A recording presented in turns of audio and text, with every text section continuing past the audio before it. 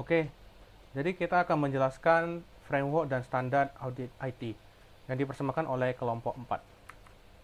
Nah, kelompok 4 terdiri dari ketuanya Jericho, lalu saya sendiri Jericho Prinata, Marvelius, dan juga Stephen Haryanto. Nah, yang pertama proses audit TI. Mungkin dari teman-teman belum ada yang tahu ya, atau mungkin sudah tahu tapi kurang jelas nih, apa sih audit IT itu? Nah, audit IT atau audit TI itu merupakan proses pemeriksaan infrastruktur teknologi informasi yang dilakukan organisasi untuk memastikan bahwa infrastruktur yang sudah ada berfungsi dengan baik dan juga aman. Nah, biasanya ini sih dilakukan oleh staf TI perusahaan ya, ataupun bisa aja dilakukan secara eksternal nih, oleh pihak ketiga. Nah, ada banyak juga sih alasan mengapa perusahaan-perusahaan itu memilih untuk mengaudit sistem mereka. Nah, di antaranya itu sebagai strategi untuk mengecek manajemen risiko mereka secara keseluruhan, dan juga ada juga yang mengaudit untuk kepatuhan, untuk operasional, tata kelola TI, ataupun pengembangan perangkat lunak. Nah, jadi jenis audit itu spesifik yang dilakukan akan bergantung pada kebutuhan organisasi yang diperiksa. Nah, organisasi dapat memilih untuk melakukan audit TI karena berbagai alasan. Di antaranya, yang pertama untuk memastikan bahwa sistem informasi yang digunakan telah sudah sesuai secara efektif dan efisien. Yang kedua, untuk mendeteksi potensi kerentanan keamanan. Dan yang ketiga, untuk mengidentifikasi resiko kepatuhan. Yang keempat, untuk menilai dampak inisiatif teknologi baru. Dan yang terakhir, untuk mengevaluasi efektivitas proses tata kelola TI. Nah, dalam pelaksanaannya, auditor TI mengumpulkan bukti-bukti yang memadai melalui berbagai teknik termasuk survei, wawancara, observasi, dan juga review. Salah satu hal yang unik, bukti-bukti audit yang diambil oleh auditor biasanya mencakup pula bukti elektronis. Biasanya audit TI menerapkan teknik audit berbantuan komputer yang biasanya kita sebut dengan CAAT atau Computer Aided Auditing Technique. Teknik ini digunakan untuk menganalisa data, misalkan data transaksi penjualan, pembelian, dan juga persediaan, serta aktivitas yang lainnya. Nah, oke. Dan yang kedua, kita ada tujuan dari audit TI itu sendiri. Nah, jadi tujuan dari audit TI itu untuk mengevaluasi ya desain pengendalian internal, sistem, dan efektivitas. Tidak terbatas pada efisiensi dan keamanan protokol. Proses pengembangan dan tata kelola TI. Berikut beberapa tujuannya, yaitu availability atau ketersediaan informasi. Apakah informasi pada perusahaan dapat menjamin ketersediaan informasi dapat dengan mudah tersedia setiap saat. Confidentiality atau kerahasiaan informasi. Apakah informasi yang dihasilkan oleh sistem informasi perusahaan hanya dapat diakses oleh pihak-pihak yang berhak dan memiliki otoritas. Lalu, integrity. Apakah informasi yang tersedia akurat, handal, dan tepat waktu. Yang keempat, melakukan verifikasi terhadap efektivitas dari penerapan teknologi informasi. Dan yang terakhir, melaporkan hasil audit dengan data yang memadai dan memberikan masukan kepada bagian terkait agar dapat dilakukan perbaikan. Nah, lalu kita ada manfaat nih dari audit TI ini. Di antaranya itu yang pertama, institusi dapat mengetahui apakah sistem yang dibuat itu sesuai dengan kebutuhan ataupun memenuhi kriteria. Lalu yang kedua, mengetahui apakah pemakai telah siap menggunakan sistem tersebut. Dan yang terakhir, mengetahui apakah outcome sesuai dengan harapan dari manajemen. Nah, manfaat setelah sistem live atau post implementation review. Yang pertama itu, institusi mendapat masukan atas risiko-risiko yang masih ada dan saran untuk penanganannya. Masukan-masukan tersebut dimasukkan dalam agenda penyempurnaan sistem, perancangan strategis, dan anggaran pada periode berikutnya. Yang ketiga, bahan untuk perencanaan strategis dan rencana anggaran di masa yang akan mendatang. Yang keempat, memberikan reasonable assurance bahwa sistem informasi telah sesuai dengan kebijakan atau prosedur yang telah ditetapkan. Yang terakhir, membantu memastikan bahwa jejak pemeriksaan atau audit trail telah diaktifkan dan dapat digunakan oleh manajemen, auditor maupun pihak lain yang berwenang melakukan pemeriksaan. Lalu, ada komponen yang penting dalam audit TI. Nah, ada 2 komponen yang penting dalam audit TI, yaitu yang pertama itu ada audit intern yang bertujuan menetapkan seberapa besar sistem pengendalian internal dapat diandalkan dan biasanya membutuhkan uji kelayakan. Nah, uji kelayakan tersebut itu untuk mengkonfirmasi keberadaan, menilai efektivitas, dan memeriksa kesinambungan operasi kelayakan telah dinyatakan oleh internal control. Yang kedua, audit laporan keuangan yang melibatkan uji substantif. Pengujian bersifat substantif adalah verifikasi langsung terhadap angka-angka laporan keuangan, menempatkan keandalan pengendalian internal sebagai hasil jaminan audit intern. Dan ini ada 3 pendekatan auditing ya. Yang pertama, auditing around komputer, yaitu di mana penggunaan komputer pada tahap proses diabaikan. Lalu auditing through komputer, yang di mana pada tahap proses ini penggunaan komputer telah aktif. Yang terakhir ada auditing with computer, di mana input dan proses dan output telah menggunakan komputer. Oke. Nah, topik ketiga kita ini ada proses dan evaluasi audit TI. Proses audit TI adalah rangkaian kegiatan audit yang dilakukan untuk mengevaluasi sistem informasi suatu organisasi. Proses audit TI melibatkan beberapa tahapan, di antaranya yang pertama perencanaan audit TI. Pada tahap ini, auditor TI memahami lingkungan audit, risiko terkait sistem informasi, dan mengembangkan rencana audit TI. Yang kedua, pengumpulan data. Pada tahap ini, auditor TI mengumpulkan informasi dan data terkait sistem informasi yang akan diaudit. Informasi dan data dapat diperoleh dari berbagai sumber seperti dokumen, wawancara, observasi, dan pengujian. Yang ketiga, evaluasi data. Pada tahap ini, auditor TI mengevaluasi informasi dan data yang telah dikumpulkan. Kemudian auditor TI menggunakan kriteria pengukuran yang telah ditetapkan untuk mengevaluasi efektivitas dan efisiensi sistem informasi organisasi. Yang keempat, pelaporan. Pada tahap ini, auditor TI menyiapkan laporan audit TI yang memuat hasil temuan dan rekomendasi. Laporan ini disampaikan kepada manajemen organisasi yang diaudit. Yang kelima, tindak lanjut. Pada tahap ini, manajemen organisasi yang diaudit bertanggung jawab untuk mengambil tindakan yang diperlukan untuk menangani temuan dan rekomendasi dari laporan audit TI. Nah, evaluasi audit TI dilakukan untuk mengevaluasi kualitas dan efektivitas audit TI. Evaluasi dapat dilakukan dengan beberapa cara seperti evaluasi internal. Audit internal dilakukan oleh auditor internal organisasi yang bertanggung jawab untuk memastikan bahwa audit TI dilakukan dengan efisien dan efektif. Yang kedua, evaluasi eksternal, di mana audit eksternal dilakukan oleh pihak eksternal yang independen dari organisasi yang diaudit. Tujuan dari audit eksternal adalah untuk mengevaluasi kualitas dan efektivitas audit TI yang dilakukan oleh auditor internal organisasi.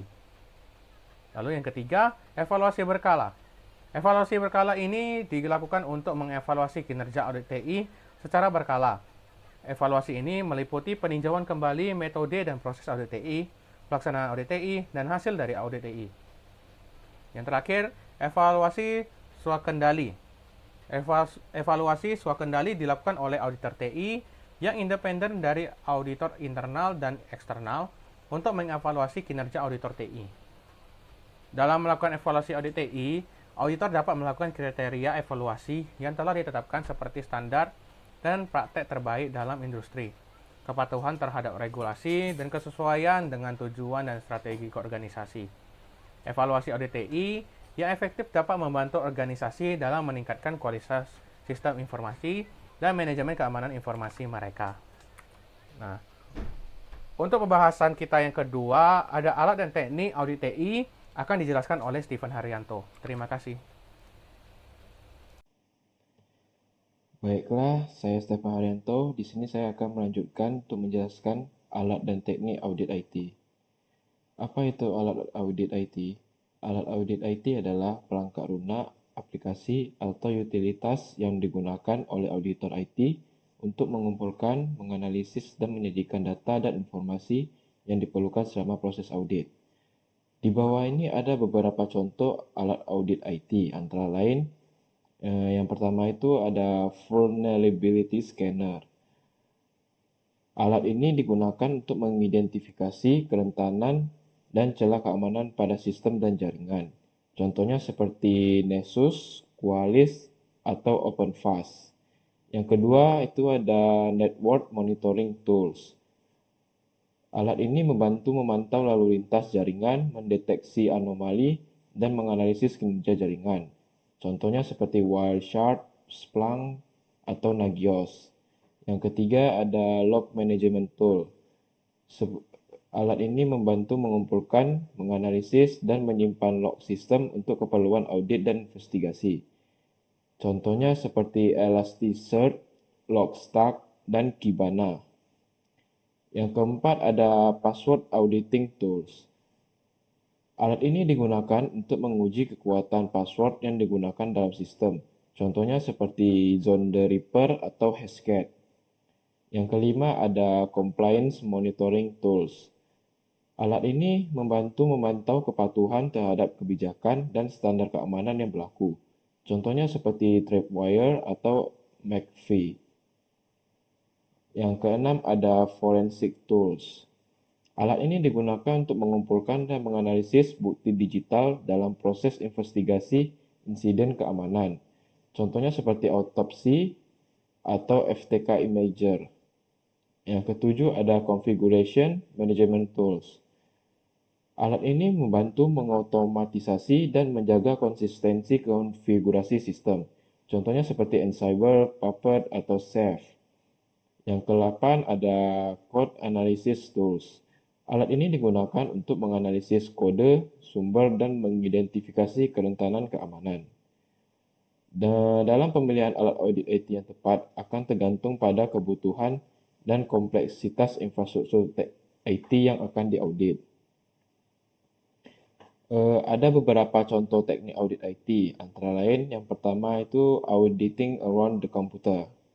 Pendekatan ini memperlakukan komputer sebagai black box. Pada intinya pendekatan ini berfokus pada input dan outputnya. Yang kedua ada auditing through the computer. Pendekatan ini membuka black box dan secara langsung berfokus pada langkah pemrosesan dan edit check dan cek yang terprogram. Pendekatan ini menangani aplikasi pemrosesan real-time dan periodik secara langsung, di mana audit trail terpengaruh. Yang ketiga ada auditing with the computer. Pendekatan ini menggunakan baik mainframe ataupun microkomputer untuk membantu di dalam melakukan langkah-langkah pada program audit terperinci. Prosesnya menggunakan teknologi informasi pada auditan. Pendekatan ini terbagi dua. Yang pertama, Microcomputer Audit Assist Software. Melakukan audit dengan bantuan microkomputer atau laptop dengan paket software yang tersedia, misalnya Excel. Yang kedua ada Audit Software. Menggunakan software audit selama menguji substantif atas file record perusahaan. Contohnya GIS atau Generalist Audit Software. Untuk framework ISO selanjutnya akan dijelaskan oleh Marvelius. Terima kasih.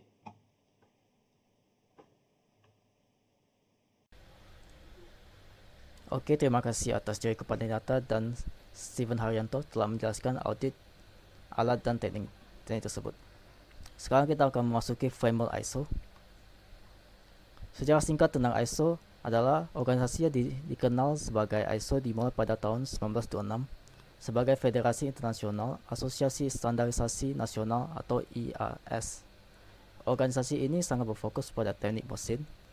Organisasi ini dibubarkan pada tahun 1942 selama Perang Dunia Kedua, tetapi diorganisasikan kembali dengan nama saat ini, ISO, pada tahun 1946. Bahkan nama organisasinya pun terstandarisasi. Nama ISO bukanlah akronim, tetapi berasal dari kata Yunani, isos, yang berarti sama. Kaitannya dengan standar adalah jika dua objek memenuhi standar yang sama, maka keduanya harus setara.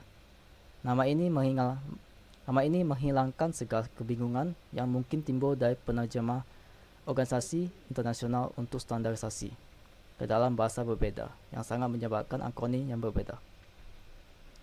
Proses standarisasi ISO adalah satu. Tahap pertama adalah tahap proposal di mana kebutuhan akan suatu standar ditentukan dan diidentifikasikan anggota yang bersedia mengerjakannya. Standar tersebut kemudian memasuki tahap persiapan di mana rancangan kerja standar tersebut dikembangkan. 2. Output dari tahap ini adalah Draft International Standard atau DRS.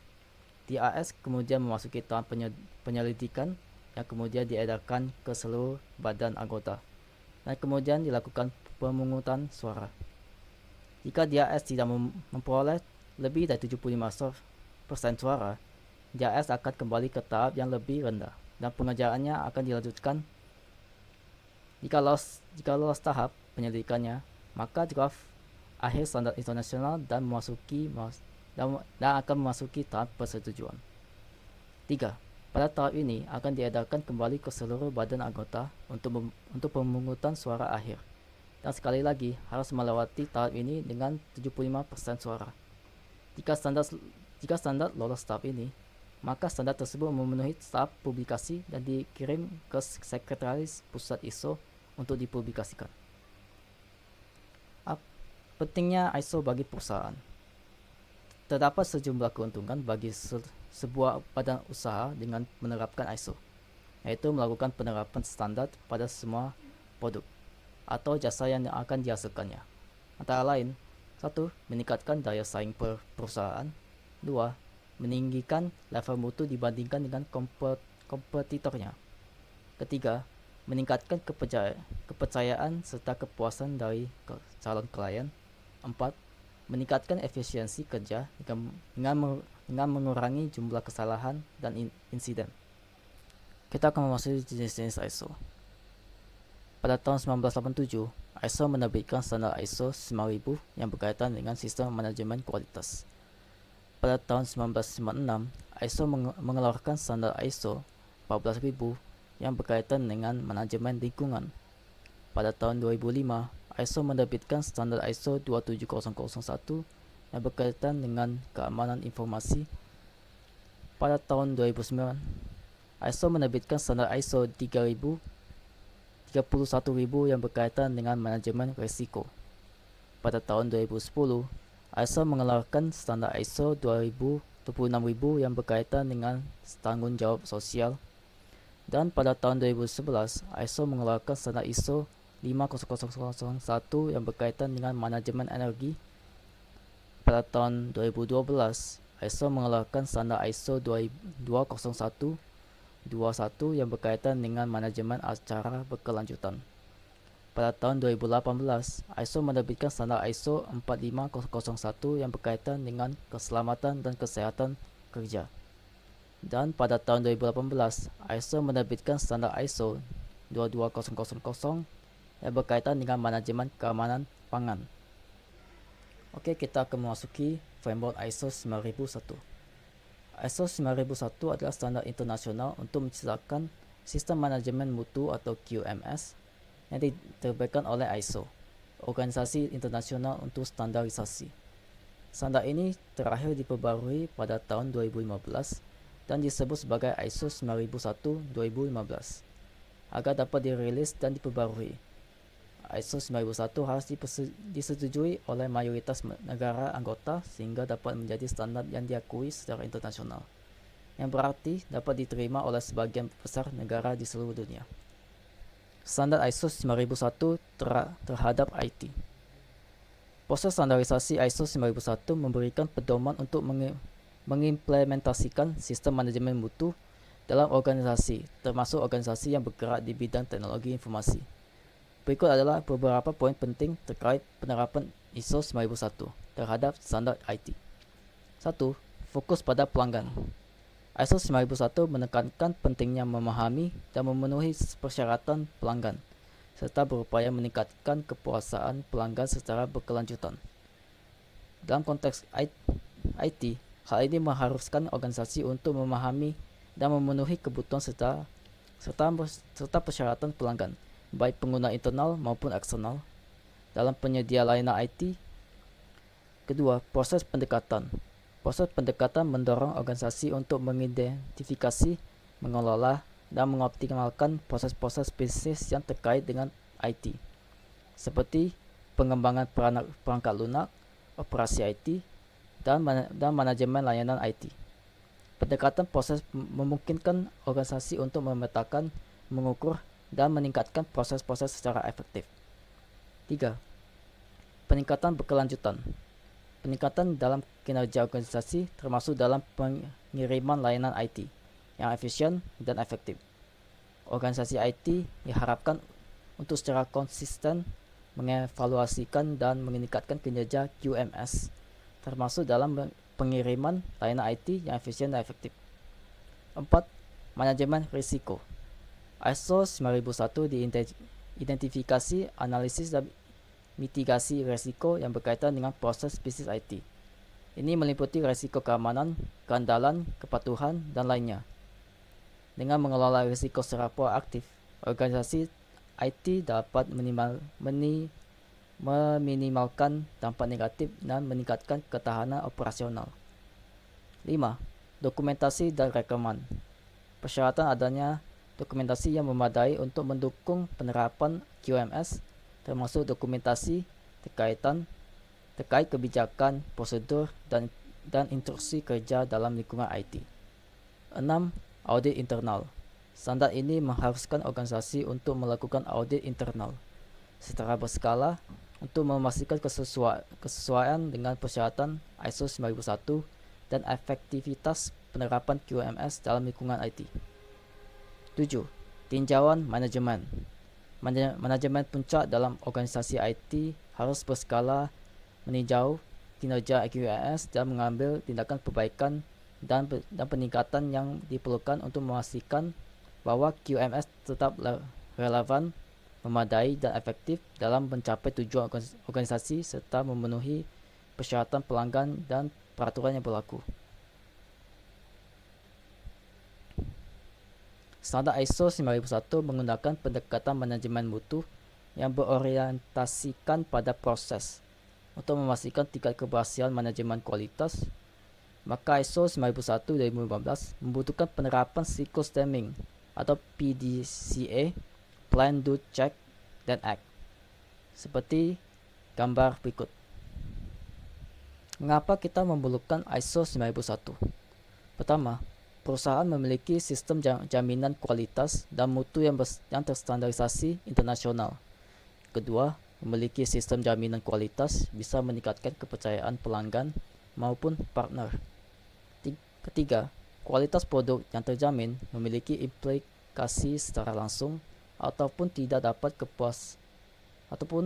pada kepuasan pelanggan.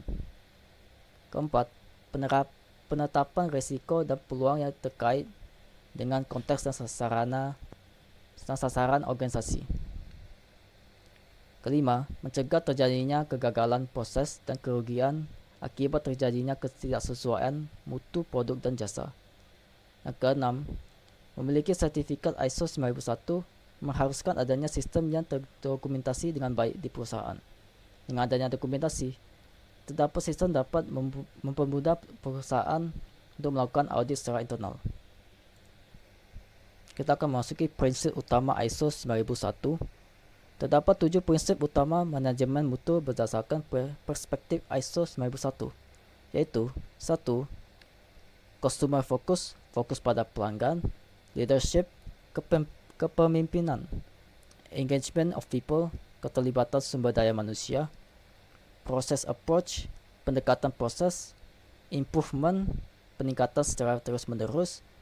Evidence-based decision making, pengambilan keputusan berdasarkan data dan fakta. Dan terakhir, relation management, manajemen hubungan dengan stakeholder. Kita akan memasuki standar IT. Standar IT dapat didefinisikan sebagai rencana komprehensif yang menguraikan bagaimana teknologi informasi akan dimanfaatkan dan dikelola untuk mendukung pencapaian tujuan strategi bisnis organisasi. Berikut beberapa strategi IT yang dapat diterapkan dalam implementasi ISO 9001. 1. Integrasi sistem manajemen mutu dengan sistem IT. Kedua, otomasi proses bisnis dan dokumentasi. Ketiga, analitik data dan business intelligence. Keempat, manajemen pengetahuan dan pembelajaran organisasi. Dan terakhir, keamanan informasi dan kepatuhan regulasi. Oke, terima kasih kepada Jericho, Stephen, dan Marvelous yang sudah menjelaskan. Selanjutnya saya akan menjelaskan tentang standar manajemen risiko. Oke, sebelum kita masuk ke standar manajemen risiko, kita mesti tahu dulu apa itu risiko. Nah, menurut ISO 9001, risiko bisa didefinisikan sebagai dampak dari ketidakpastian pada hasil yang diharapkan. Untuk dampak sendiri itu adalah penyimpangan yang dari hasil yang diharapkan, positif maupun negatif. Lalu resiko adalah tentang apa yang mungkin terjadi dan apa dampak yang mungkin terjadi. Resiko juga mempertimbangkan seberapa besar kemungkinannya untuk terjadi. Untuk target dari sistem manajemen itu adalah untuk mencapai kesesuaian dan kepuasan pelanggan. ISO 9001 ini menggunakan pemikiran berbasis risiko atau risk-based thinking untuk mencapai hal ini dengan cara yaitu klausa 4. Organisasi diharuskan untuk menentukan risiko yang dapat mempengaruhi hal ini. Organisasi juga harus untuk menentukan proses untuk mengatasi risiko dan peluangnya. Klausa kelima yaitu kepemimpinan. Manajemen puncak diharuskan untuk berkomitmen untuk memastikan klausa 4 ini dipenuhi. Manajemen puncak diperlukan untuk mempromosikan kesadaran akan pemikiran berbasis risiko, menentukan dan mengatasi risiko dan peluang yang dapat mempengaruhi kesesuaian produk atau layanan. Klausa keenam atau perencanaan. Organisasi diharuskan untuk mengidentifikasi risiko dan peluang yang terkait dengan kinerja dan mengambil tindakan yang tepat untuk mengatasinya. Klausa ke-8 atau operasi, organisasi diharuskan untuk mengelola proses operasionalnya. Risiko tersirat setiap kali sesuai atau tepat disebutkan. Organisasi diharuskan untuk menerapkan proses untuk mengatasi risiko dan peluang tersebut. Klausa ke-9 atau evaluasi kinerja. Organisasi wajib memantau, mengukur, menganalisis, dan mengevaluasi risiko dan peluang.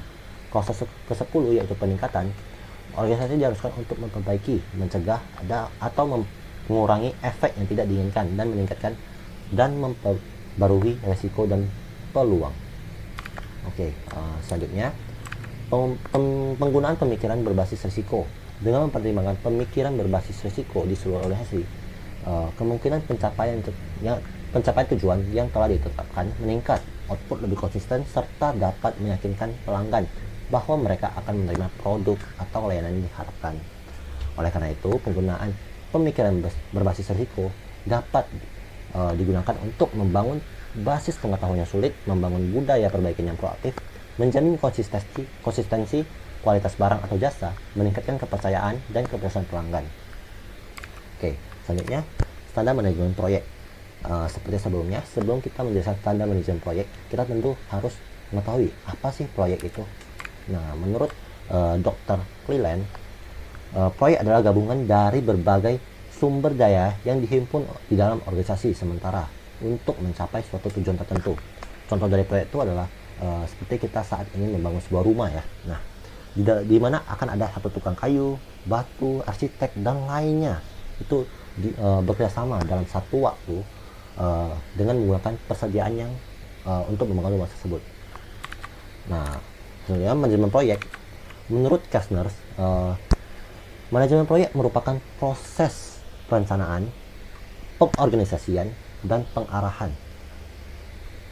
Lalu pengendalian sumber daya organisasi untuk suatu tujuan jangka pendek yang dilaksanakan dalam mencapai tujuan yang spesifik. Proses-proses yang terdapat pada manajemen proyek terdiri atas berikut. 1. Proses inisiasi. 2. Proses perencanaan. 3. Proses pelaksanaan. 4. Proses pengontrolan. Dan 5. Proses penutupan. Manajemen proyek sendiri memiliki tujuan, yaitu agar semua rangkaian kegiatan tersebut dapat dilaksanakan tepat waktu. Dalam hal ini tidak terjadi keterlambatan penyelesaian proyek. Lalu biaya yang sesuai, maksudnya agar tidak ada biaya tambahan lagi di luar dari perencanaan biaya yang terencanakan. Lalu yang ketiga, kualitas sesuai dengan persyaratan. Dan terakhir, proses kegiatan sesuai dengan persyaratan. Untuk itu, strategi manajemen proyek yang tepat diperlukan agar dapat mencapai tujuan dari organisasi manajemen proyek di atas. Berikut yang dapat kami jelaskan dari kelompok 4. Saya selaku ketua mengucapkan terima kasih kepada teman-teman semua yang sudah mendengarkan sampai akhir video ini. Kalau gitu, selamat malam teman-teman.